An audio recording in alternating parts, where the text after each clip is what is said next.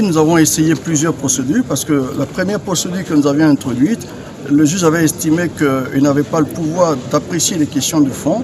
Donc nous avons initié ce qui s'appelle un référé liberté qui tendait à apprécier des violations faites aux libertés de nos clients. Et cette fois-ci, le juge a estimé que nos arguments étaient recevables, donc a déclaré la suspension des réquisitions et demandé au TN, en somme, de mettre fin au déploiement des personnes réquisitionnées sur le terrain.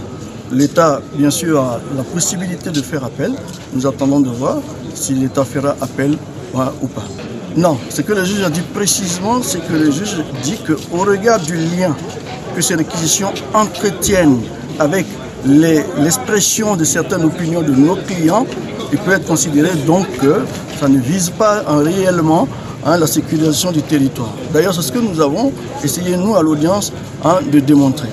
C'est de dire que derrière ces réquisitions-là, il y a une volonté de sanctionner, une volonté d'intimider.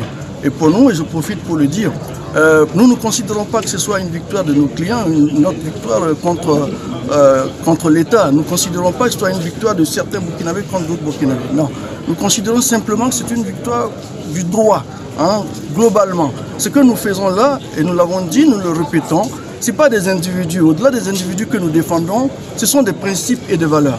Ce que nous espérons, c'est de construire un état de droit qui a des valeurs comme un peu partout dans le monde. C'est-à-dire que chaque Burkinabé sache quand il pose un acte, ce qui est accepté par la loi, quelle interprétation les juges en font, que ce soit valable aujourd'hui, demain et pour toujours. Donc nous espérons que par cette œuvre-là, nous allons contribuer modestement, de notre manière aussi, à construire cet état de droit.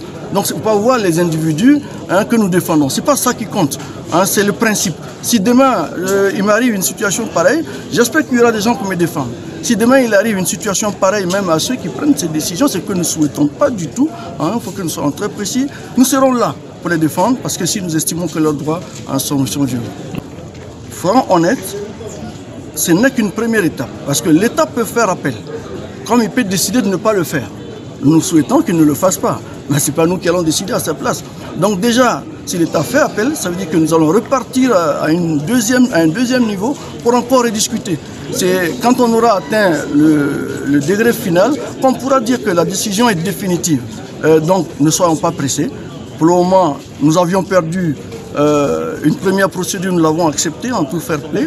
Aujourd'hui, c'est l'État qui perd, nous espérons qu'ils l'accepteront en tout fair play. Et nous avions fait appel à la première décision. Nous ne savons pas s'ils feront appel de celle-là, mais ce qui compte pour nous, c'est que la justice nous aide à construire un État dans lequel nous tous nous sentons en sécurité les uns envers les autres, et nous ne soyons pas dans une tension inutile, et qu'ensemble nous construisions cette nation.